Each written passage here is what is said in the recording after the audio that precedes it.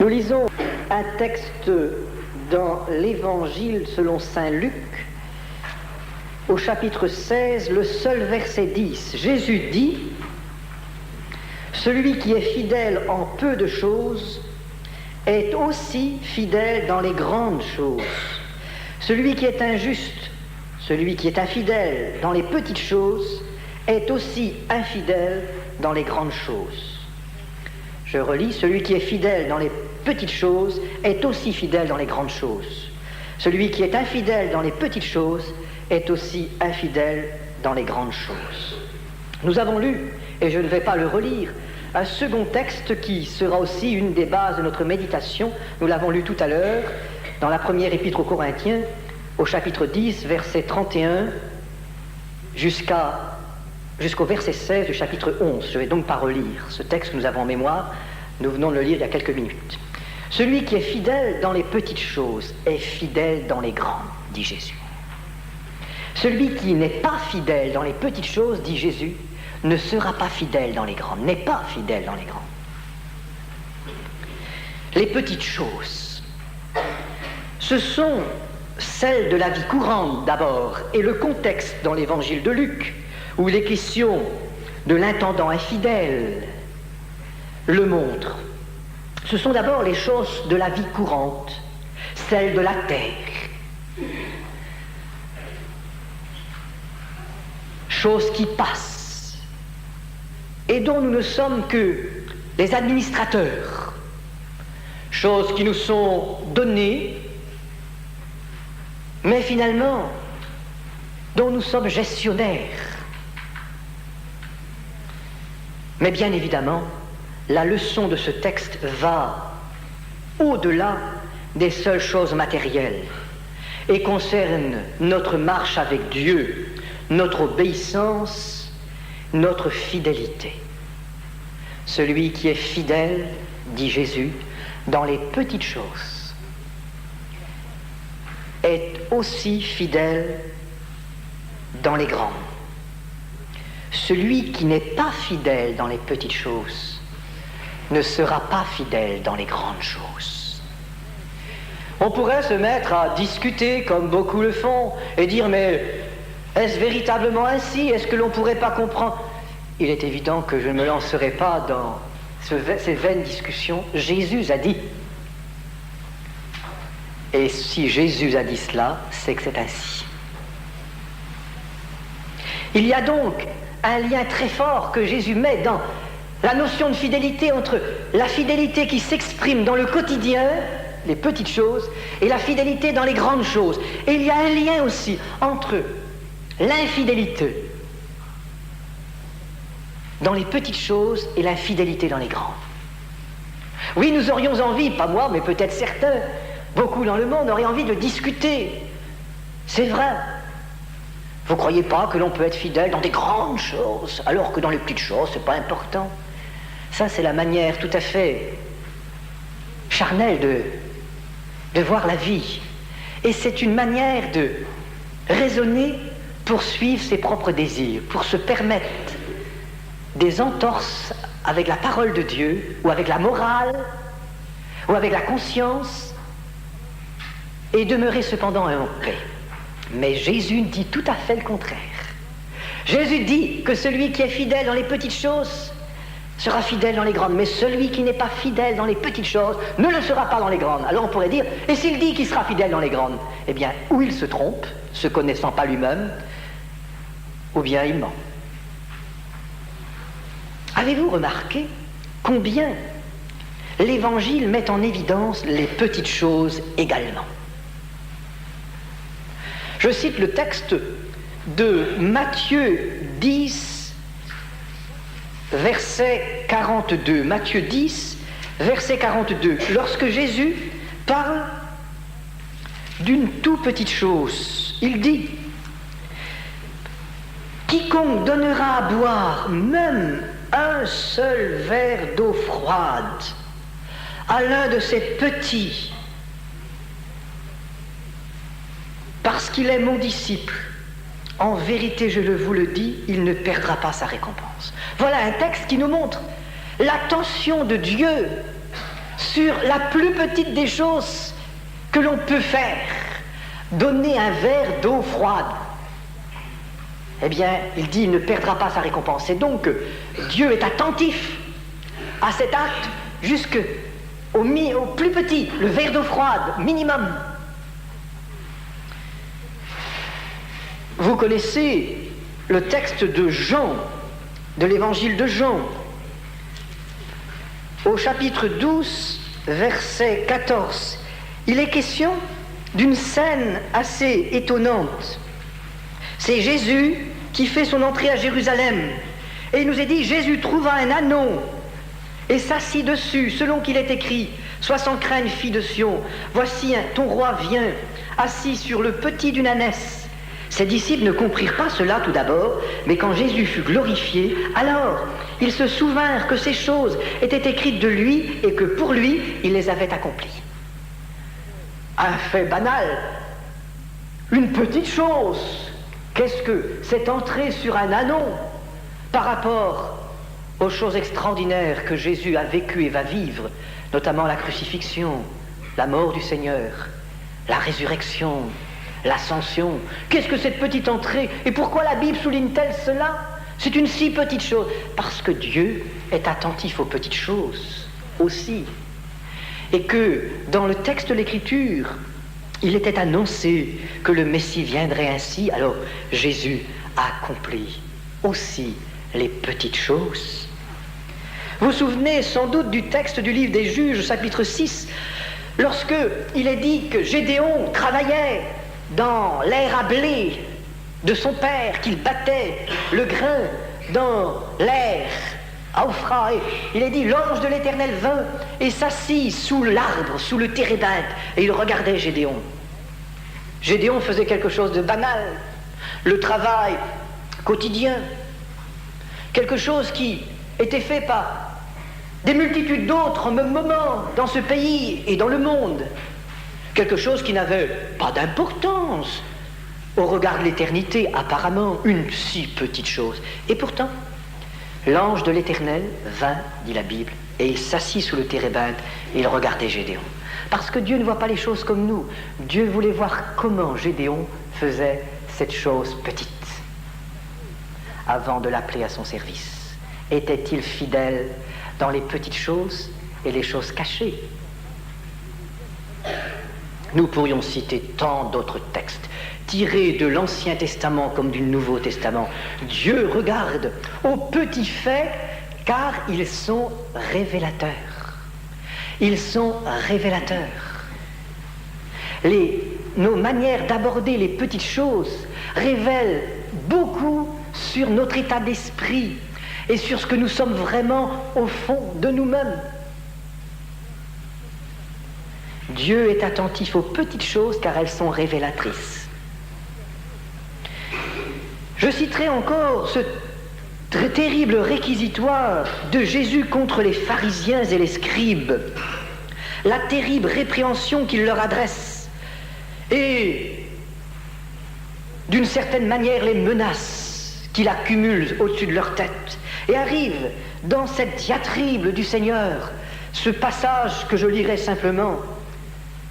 Quand il leur dit ceci, Matthieu 23, verset 23, « Malheur à vous, scribes et pharisiens hypocrites, parce que vous payez la dîme de la menthe, de la nette, du cumin, et que vous laissez ce qu'il y a de plus important dans la loi, le droit, la miséricorde, la fidélité. C'est ce qu'il fallait pratiquer sans laisser de côté le reste. » Voilà un texte très important. Parce que Jésus se trouve là, devant des hommes religieux, qui sont, ou qui veulent être, les lumières d'Israël, ceux qui sont les signes et les enseignants. Et Jésus les prend en faute contre les choses les plus importantes de la foi. La droiture, la justice, l'intégrité, la miséricorde, la fidélité ou la foi, les deux mots étant là dans une même perspective. La fidélité, fidélité dans la foi, si l'on veut. Par contre, il les voit observaient des rites nombreux, certains tirés de la loi de Dieu, d'autres ajoutés. Et il prend, parmi les toutes petites choses, les plus infimes de la loi de Dieu, la loi de Moïse, ce que font scrupuleusement les pharisiens, alors qu'ils négligent les grandes choses, le droit, la miséricorde, la foi, la fidélité. Vous payez, dit-il, la dîme de l'ânette, de la menthe, du cumin. Et pourquoi il leur dit ça? Est-ce qu'ils avaient tort? Dans la loi de Moïse, il est dit, pour Israël, dans le Deutéronome, chapitre 14, verset 22, il est dit, vous paierez la dîme, vous donnerez le 10e de toutes les plantes que vous récolterez. Or, le cumin, la menthe, l'ânette, c'était des petites plantes, des plantes très secondaires par rapport au blé, par rapport à tout ce qui était recueilli, récolté, figues, olives, raisins, etc., etc., etc. Parmi les semences, elles étaient aussi très, très, très secondaires. Jésus prend donc la chose la plus infime, et il le faisait. Mais il négligeait l'essentiel. Alors pourquoi vais-je prendre ce texte? Eh bien justement parce qu'il contient une leçon dans ces deux aspects.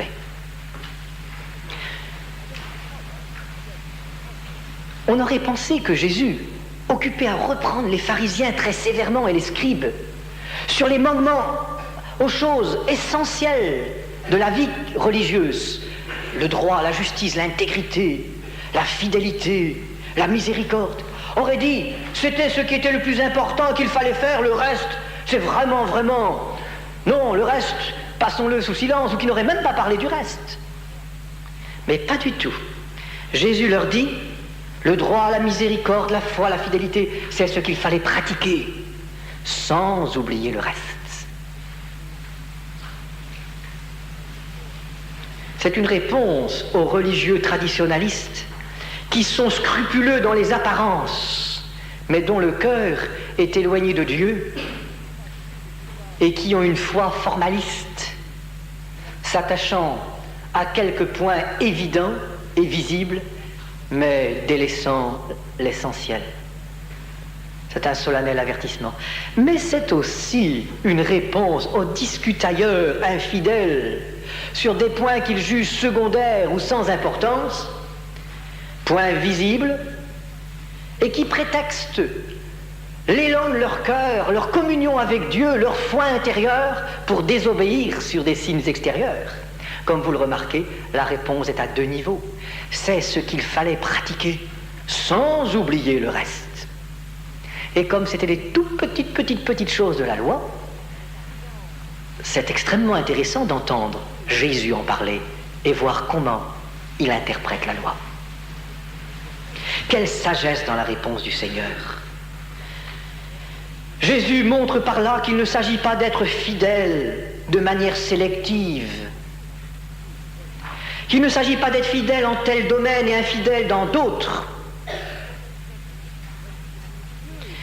Jésus souligne là que la fidélité est une, et que si l'on n'est pas fidèle dans les petites choses, on ne le sera pas dans les grandes. C'est évident. La fidélité est une. Il ne s'agit pas, pour commodité personnelle ou pour suivre les penchants de son cœur. J'aime beaucoup citer les deux textes, celui de Jacques et celui de l'Ancien Testament, où il est question de ceci: ne vous trompez pas vous-même par de faux raisonnements. Car ça montre combien les humains, nous sommes habiles pour nous tromper nous-mêmes et pour raisonner de toutes sortes de manières pour essayer de nous prouver que nous n'avons pas tort, nous avons raison. Ne vous trompez pas vous-même par des faux raisonnements, dit Jacques, conduit par le Seigneur, bien sûr, inspiré dans son épître. Et puis l'autre texte, le prophète dit, comme tu es habile, rusé, habile, à chercher ce que ton cœur convoite, à chercher ce que ton cœur désire, comme tu es habile, comme tu sais alors raisonner, argumenter, présenter toutes sortes de choses pour obtenir ce que ton cœur charnel convoite, c'est la pensée. Il ne s'agit pas, pour commodité personnelle, disais-je, d'opposer les grandes et les petites choses. comme beaucoup le font. Moi, je suis fidèle, dira un tel ou une telle. On entend cela à droite, à gauche. Dans les grandes choses, je suis fidèle. Mais les petites choses, vous comprenez, le Seigneur ne s'attarde pas à cela, quand même. Opposer les grandes aux petites choses pour pouvoir être infidèle dans les petites choses. Mais sont-ils fidèles dans les grandes?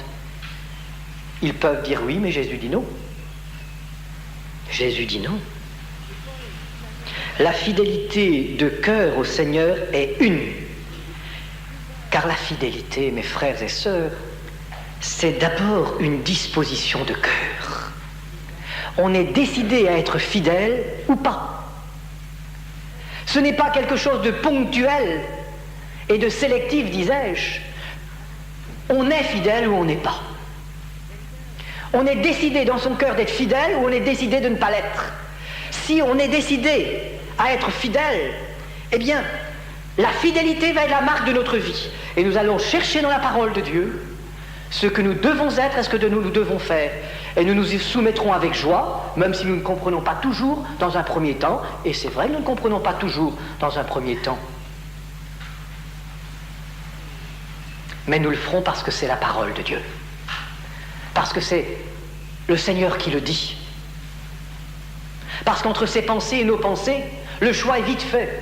C'est lui qui a raison. Alors la fidélité du cœur est d'abord cela. C'est une disposition permanente pour une fidélité en tout domaine.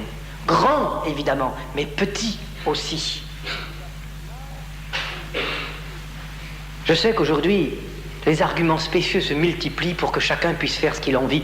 Mais n'est-ce pas ce que saint Paul annonçait pour des temps particuliers, de la fin d'ailleurs, lorsqu'il disait « Les gens se détourneront de la vérité et se tourneront vers toutes sortes d'inventions humaines, des fables. » Et c'est dans le domaine théologique, des fables théologiques. Il est vrai aussi que le monde nous y pousse. Vous savez très bien que les lois sont faites. Je citais, ça fait quelques années, mais notre pays maintenant s'en rapproche. Cette loi en Suède, au Danemark, cette déclaration qui disait que ceux qui voleraient, chaparderaient dans des supermarchés ou autres jusqu'à une telle somme, eh bien, ne seraient pas considérés comme voleurs. Pourquoi? Bien parce qu'il y en avait tellement qu'ils n'arrivaient plus, la police n'arrivait plus à en faire le tour. Alors donc, ils avaient élevé jusqu'à une certaine somme en disant en dessous de ça, eh bien, ce ne sera plus considéré comme vol. Puis après, bien sûr, ils étaient obligés d'augmenter encore. Alors, est-ce que nous allons adopter cette manière diabolique de voir, ou bien comprendre que l'honnêteté est au centime comme au million? On est honnête ou on ne l'est pas. Et vous savez très bien, dans ce domaine particulier, le proverbe, qui pour ne pas être biblique n'en est pas moins vrai, dit « Qui vole un œuf, vole un bœuf ». C'est une question de circonstance. Mettez quelqu'un qui a l'esprit de vol et de malhonnêteté, qui a envie de prendre des petites choses, mais qui n'ose pas prendre de grandes parce que quoi finalement? Eh bien parce que les grandes, ça risque de coûter très cher si on est pris. On n'a pas encore franchi certaines étapes. Eh bien, mettez cette personne qui a envie de voler ou de frauder dans des petites choses, dans un endroit où elle peut voler ou frauder sans être vue, sans être pris. Rapidement, vous savez, la petite barrière qui existait encore entre le grand vol et le petit vol sera franchie. C'est un état d'esprit. Et justement, quand le Seigneur vient dans une vie, quand quelqu'un se tourne vers Dieu, il change le cœur, et pas seulement telle ou telle chose. Il ne va pas mettre des morceaux d'étoffe neuve sur un vieil habit. Il va changer le cœur et la vie, il va changer la manière de voir, il va changer la manière d'être, il va changer une nouvelle naissance, il va naître de nouveau. Cette personne va naître de nouveau. C'est une question de cœur. C'est donc d'abord la fidélité, une question de disposition de cœur, c'est un état d'esprit, secondement, un état d'esprit. La fidélité au Seigneur est une. On ne découpe pas sa fidélité entre choses grandes et choses petites. La fidélité est une. C'est ce que Jésus a dit. Quand il a parlé des grandes choses et des choses minimes, les plus minimes qui soient, c'est ce qu'il fallait faire sans pour autant négliger le reste. La fidélité est une. Celui qui est fidèle, dit Jésus, Quand il dit celui qui est fidèle, il parle de cet esprit de fidélité, si je peux employer cette expression, un esprit de fidélité, une volonté de fidélité, une détermination à être fidèle. Quand il parle de celui qui est fidèle, il parle de l'homme, de la femme, qui a un cœur toujours fidèle et non pas sélectif dans sa fidélité.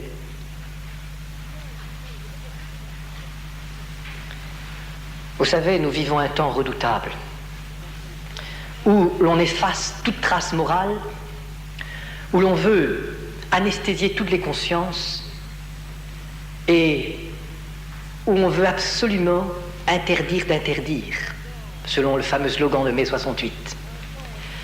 Mais la Bible demeure la Bible. Et cette civilisation qui s'enfonce dans le paganisme passera elle aussi, et la Bible demeurera. Et quand les hommes et les femmes que nous sommes, quand les hommes et les femmes de cette terre paraîtront devant Dieu, ils ne seront pas jugés à partir des textes de loi élastiques de notre époque. Ne dit-on pas maintenant les lois doivent suivre les mœurs, mais à partir de la parole de Dieu.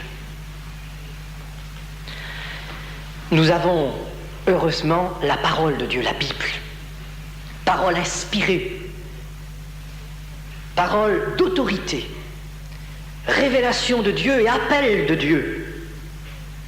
Mais la parole de Dieu est aussi un test permanent qui permet de savoir où nous en sommes avec Dieu et qui veut venir à Dieu ou qui ne le veut pas. Il est certain que l'adversaire, que Satan, veut en détruire l'autorité, en saper la force pour égarer les hommes et les femmes de cette terre. La parole de Dieu est la base de notre foi. C'est la seule référence. Et qui y touche fait œuvre de destruction. Quand on y touche, eh bien on fait une œuvre de destruction. Je citais l'autre soir la parole étonnante relevée par un des grands journalistes français dans le dernier livre de Chaunu. C'est ce grand historien français qui est un authentique chrétien. Eh bien, cette parole étonnante avait trait, disais-je, à, si mes souvenirs sont bons, la courbe démographique dangereuse de nos pays occidentaux, de la France. Et il disait que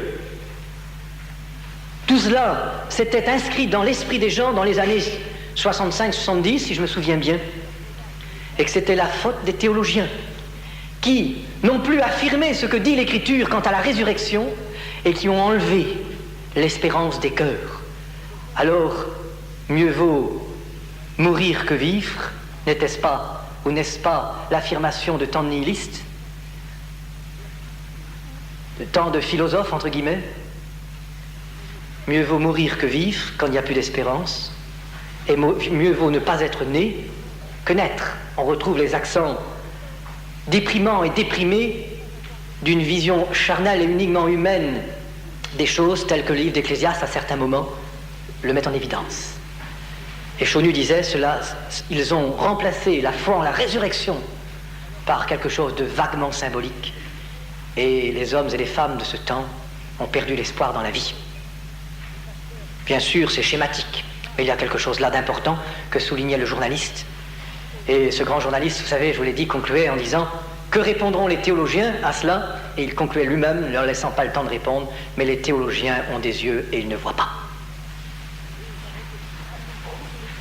Quand on touche à la Bible, ce n'est jamais sans conséquence.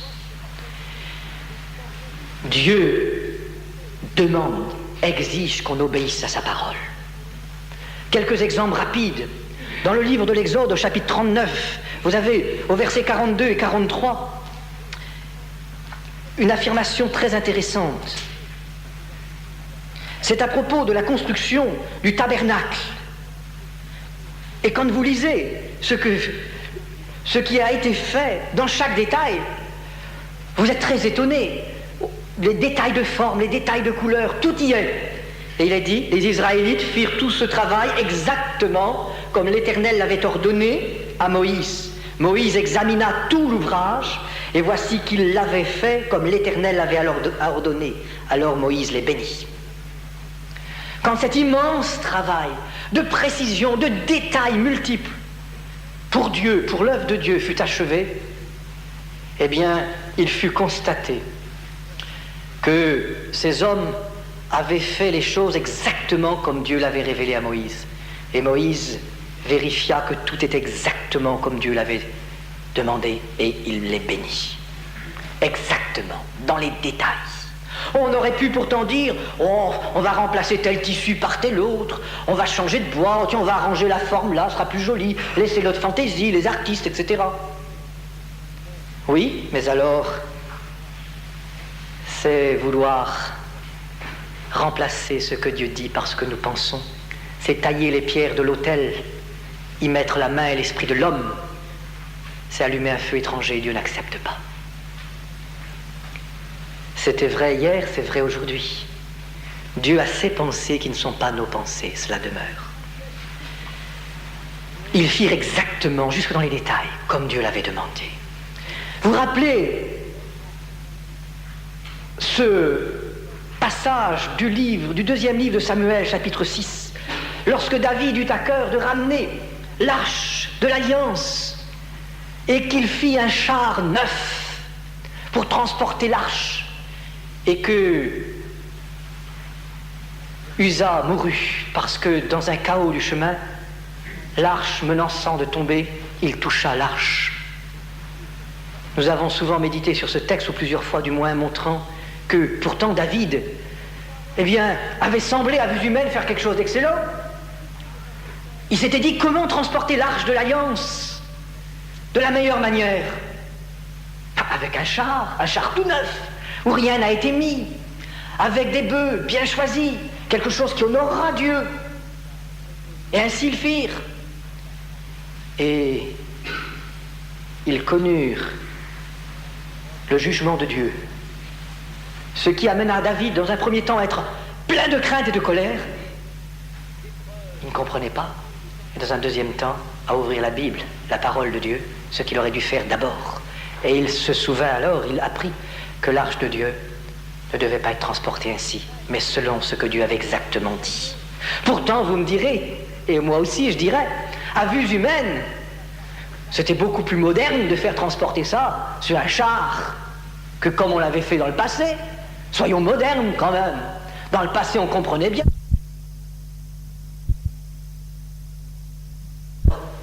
Utilisons choses modernes. Dieu ne voulait pas ainsi. Il n'a que faire de l'intrusion de l'homme. Dans tout ce que Dieu demande, il y a un sens spirituel. Il y a quelque chose de spirituel. Si nous nous souvenons de toutes les conditions de l'alliance de Dieu avec Israël, nous savons que c'était précis. Et que jamais les Israélites ne transgressèrent la parole de Dieu et les commandements de Dieu sans conséquence. On pourrait citer de multiples exemples qui nous sont donnés dans la Bible. Le peuple de Dieu est un peuple saint.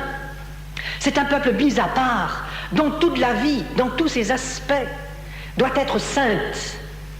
Gardez mes commandements, disait Dieu comme un leitmotiv. Par Moïse, par les prophètes, gardez ces commandements. Toute la vie du peuple de Dieu doit être sainte.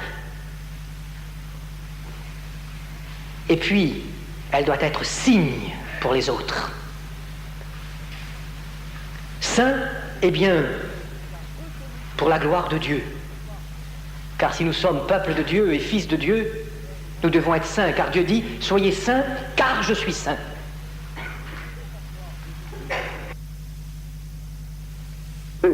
Sans ce milieu, le calme, la paix, rien de ce qui peut attrister, ternir, achoper, l'harmonie, la communion. Mais il y avait un arbre dont il ne pouvait pas toucher. Et nous savons, en filigrane dans la Bible, cela apparaît, que Dieu avait un plan d'amour pour Adam et Ève et leurs descendants futurs, qu'ils vivent éternellement, qu'ils aient la vie éternelle. Et le symbole de cette vie éternelle était là, et plus que le symbole, une réalité. L'arbre dont il ne devait pas toucher encore, dont il ne pouvait pas toucher, le temps n'était pas venu. Il fallait qu'ils soient éprouvés et qu'ils aient choisi eux-mêmes, en toute liberté, d'être enfants de Dieu. Mais l'arbre était là. Mais l'arbre était là non seulement parce que c'était le plan de Dieu, mais aussi, comme je disais tout à l'heure, comme test, un test de leur obéissance ou de leur désobéissance. Et vous savez ce qui est arrivé. Ainsi agit le Seigneur. Il nous laisse libres, mais nous informe. Et il nous dit, celui qui met la main à la charrue, qui regarde seulement en arrière, n'est pas digne du royaume de Dieu. Les petites choses sont des tests. La fidélité dans les petites choses, c'est un test et c'est une nécessité. Le Seigneur regarde ce que nous faisons avec ces petits, entre guillemets, commandements, ces petites instructions.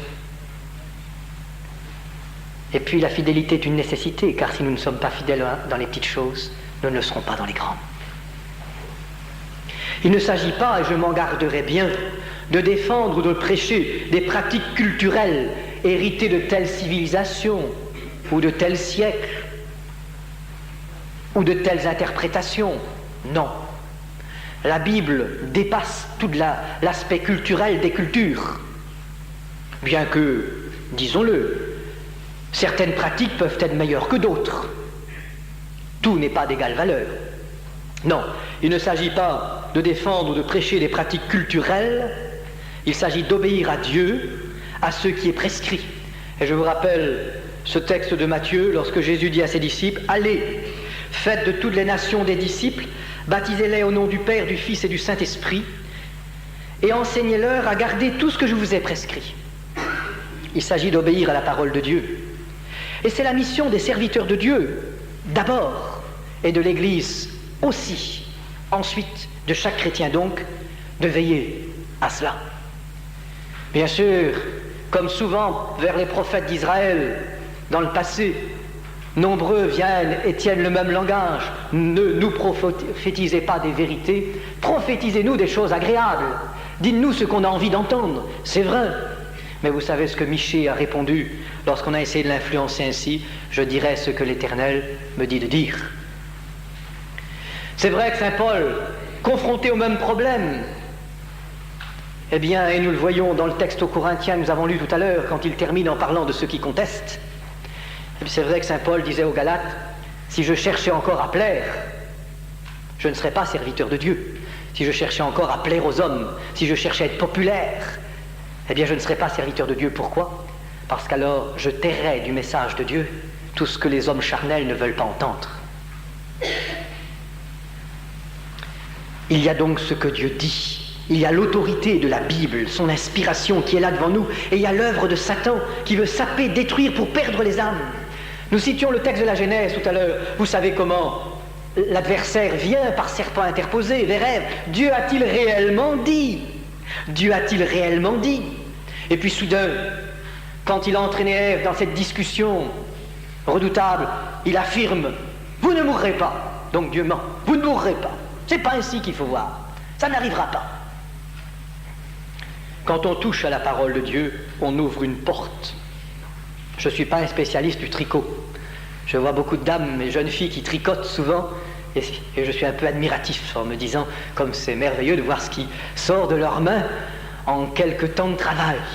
Mais je sais une chose, c'est que lorsque l'on tire sur un morceau du tricot, un fil, tout le bel ouvrage, le beau travail s'en va, et bientôt ce n'est plus qu'un tas de fils, n'est-ce pas ?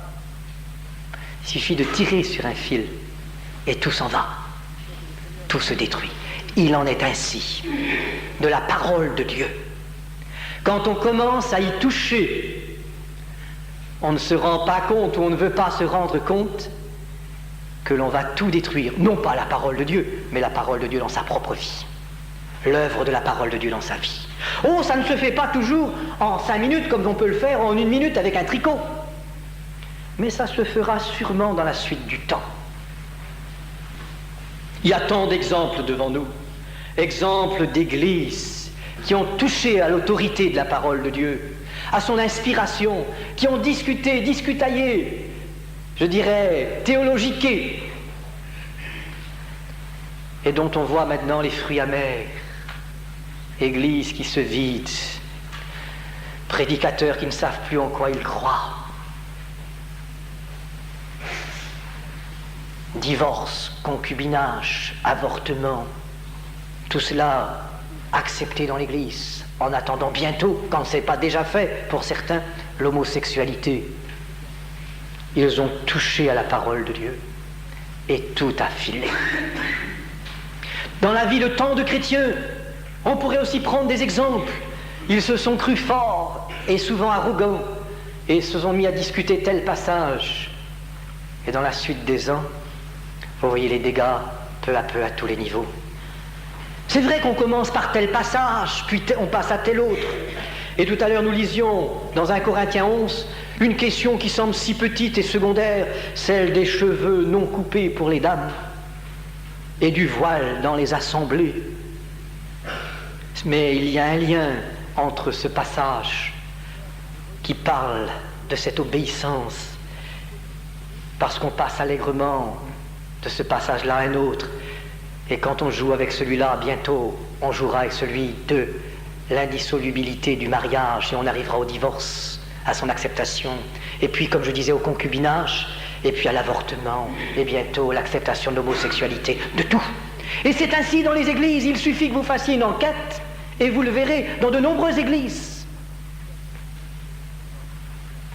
D'ailleurs, vous le savez, la chronique a été défrayée en France par cette histoire tout à fait blasphématoire de ce soi-disant pasteur, ancien pasteur baptiste, qui mariait 2 hommes.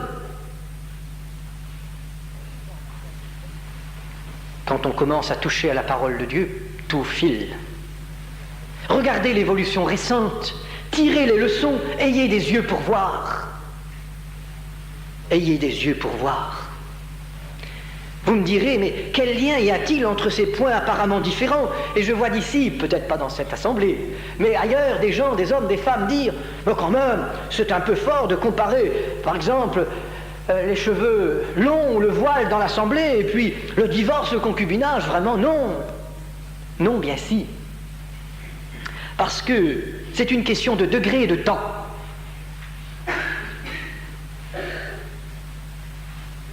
Quand on a touché à la parole de Dieu sur un point, et quand on s'était forcé de se démontrer à soi-même, et de démontrer aux autres que ce texte-là n'était pas à prendre comme il est à prendre, que la Bible ne dit pas ce qu'elle dit, on a entamé un processus, comme je disais tout à l'heure, un état d'esprit d'infidélité, un état d'esprit de discussion qui est installé. Aujourd'hui, il fonctionne dans ce sens-là, pour ce texte-là, et demain, dans 1 mois, dans 1 an, dans 5 ans, je ne sais, selon les opportunités, les circonstances, les personnes, il fonctionnera cet état d'esprit sur un autre texte pour autre chose. Je vous dis encore, prenez l'histoire des églises et remontez cela, vous verrez. Vous verrez qu'ils ont commencé à toucher à tel texte, avec telle interprétation, et ils en sont là aujourd'hui, en attendant d'être plus loin demain. C'est là le lien. On a touché à la parole de Dieu. Dieu a-t-il réellement dit? Et l'adversaire est venu, comme au premier jour là-bas, dans le jardin d'Éden. Dieu a-t-il réellement dit? On ne pourrait pas comprendre autrement. Vous pensez vraiment que Dieu a dit cela? Dieu a-t-il réellement dit? Et puis bientôt c'est péremptoire, Dieu n'a pas dit cela. Vous ne mourrez pas. Mais ça c'est l'adversaire. Ou encore contre les hommes de Dieu qui veulent combattre jusqu'au bout pour garder la parole. Et il en est dans le monde, beaucoup, heureusement. Eh bien, ceux qui veulent désobéir diront, comme tous les désobéissants du peuple d'Israël, tous ceux qui voulaient suivre leur propre voie disaient contre Jérémie, c'est pas le Seigneur qui t'a dit cela, c'est Baruch, ton secrétaire, qui t'a dit cela contre nous. C'est pas Dieu qui le dit, c'est toi. Sous-entendu, si c'était Dieu, mais c'est pas Dieu. Les vieux arguments.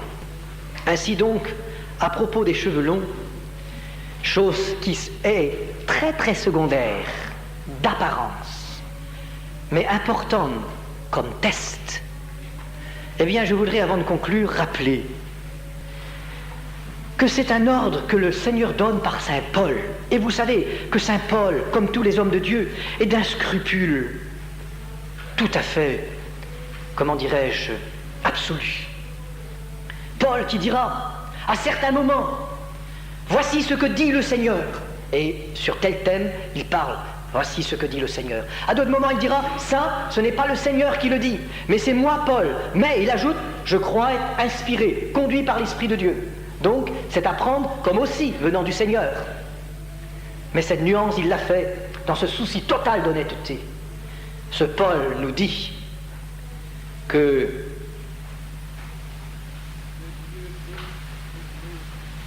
dans l'Église, pour les chrétiens et chrétiennes, il y a une tenue qui est signe. Et dans ce chapitre 11, il rappelle que c'est un ordre que Dieu a établi.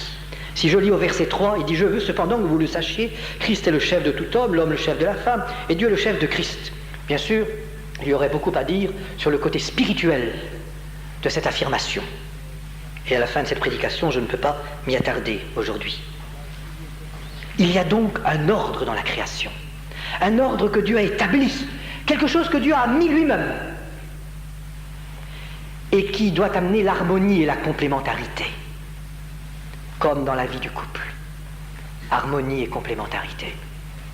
C'est ainsi que Dieu l'a voulu. Beaucoup en discutent et ne sont pas d'accord avec Dieu. Parce que s'ils ne sont pas d'accord, c'est qu'ils ne sont pas d'accord avec Dieu.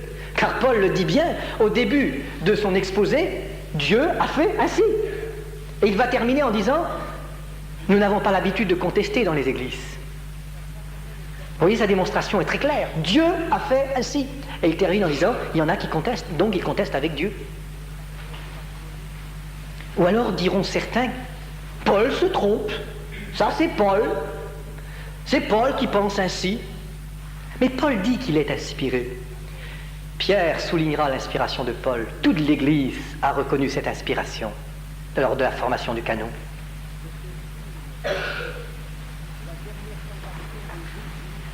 Paul dit qu'il est inspiré et il enseigne quelque chose d'essentiel sur le plan de Dieu. C'est l'ordre que Dieu a établi.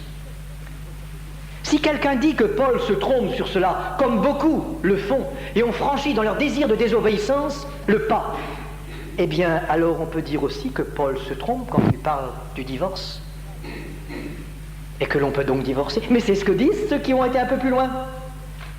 Donc que Paul se trompe quand il parle du mariage. Mais c'est ce que disent certains. Mais que Paul se trompe quand il parlera de la fidélité, un seul époux, une seule épouse. Alors la polygamie est permise, c'est ce que disent certains. Vous voyez, le tricot file de plus en plus. Mais alors Paul se trompe quand il parle de l'homosexualité. Mais bien sûr, c'est Paul qui disait ça, disent certains. Vous voyez jusqu'à où cela peut aller? Toujours plus loin dans cette contestation. Mais alors, dirais-je à cela, quand Paul parle du salut,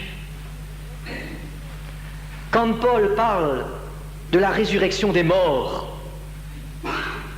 il ne se tromperait pas là?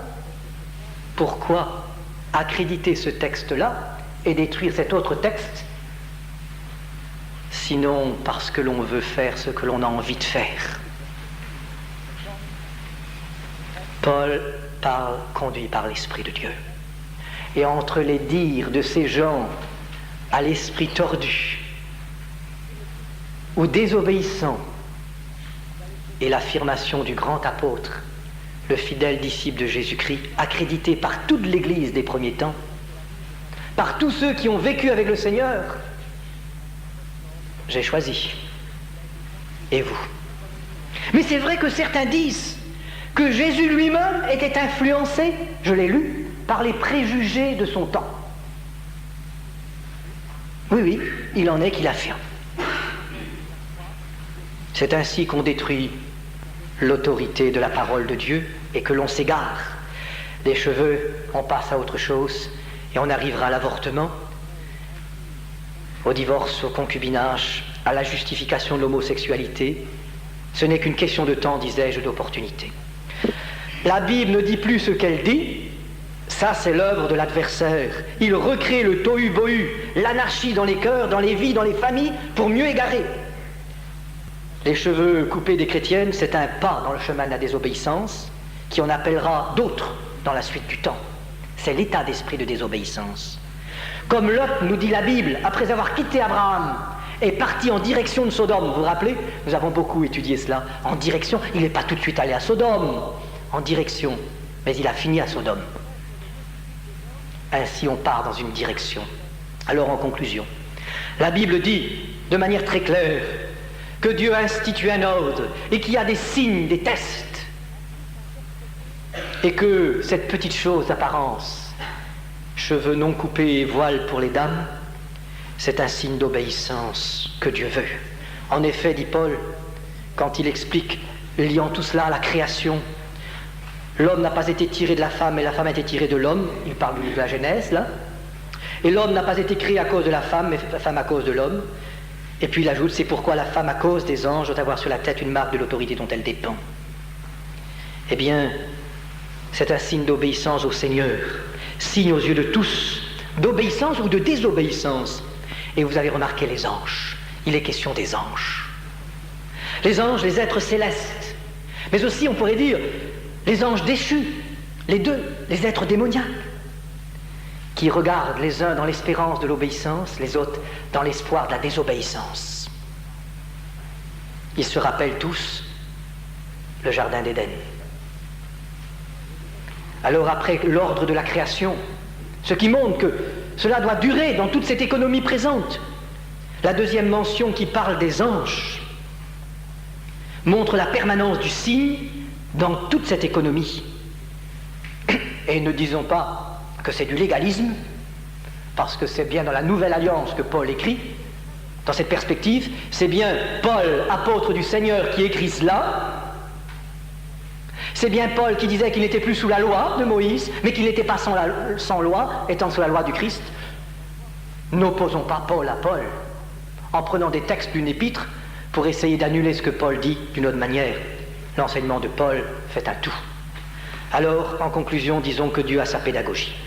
Nous sommes dans un corps, et nos attitudes et nos gestes reflètent nos pensées et nos états d'esprit. Jésus dit, c'est de l'abondance du cœur que la bouche parle. Quelle responsabilité prennent ceux et celles qui sont signes de désobéissance dans le monde chrétien? Quelle responsabilité! Et quel jugement ils encourront? Quand on ne sait pas qu'on désobéit, par exemple, les gens du monde ou des chrétiens et chrétiennes à qui on n'a jamais enseigné cela, et c'est alors la faute des prédicateurs. Quand on ne sait pas, bon, ben, on est en faute vis-à-vis de Dieu, mais Dieu sait qu'on ne sait pas. Et Dieu regardera dans le cœur le jour où on l'apprendra pour savoir si on obéira ou pas. Quand on ne le sait pas, ce n'est pas pareil. On est en faute, mais on ne le sait pas. Et je le répète, Dieu regardera attentivement le jour où on le saura, ce que l'on fera. Et c'est ainsi que, lorsque le réveil authentique vient dans une église, je me souviens en tant que journaliste et pasteur avoir étudié des réveils en différents points du monde, à chaque fois les mêmes choses se passent. La Bible redevient la parole de Dieu jusque dans les détails. Et je me souviens, le réveil des hippies, là-bas à Los Angeles, dans toute cette région, comme le réveil dans les églises de Pentecôte dans les années 30, comme ailleurs, à chaque fois on reprend la parole de Dieu au sérieux. Et on n'argumente pas, on obéit avec joie pour les grandes choses et pour les choses qui paraissent plus petites. Quand on sait et qu'on désobéit, comme c'est le cas aujourd'hui dans beaucoup d'églises, c'est un acte de rébellion. Et il y a une triple responsabilité. Responsabilité grave pour sa propre vie, car alors l'esprit de désobéissance entre, et comme nous l'avons dit tout à l'heure, rapidement, on ne sait pas où ça s'arrêtera. Le tricot est en train de filer. C'est l'état d'esprit de désobéissance. Aujourd'hui, ceci en petit, mais demain cela.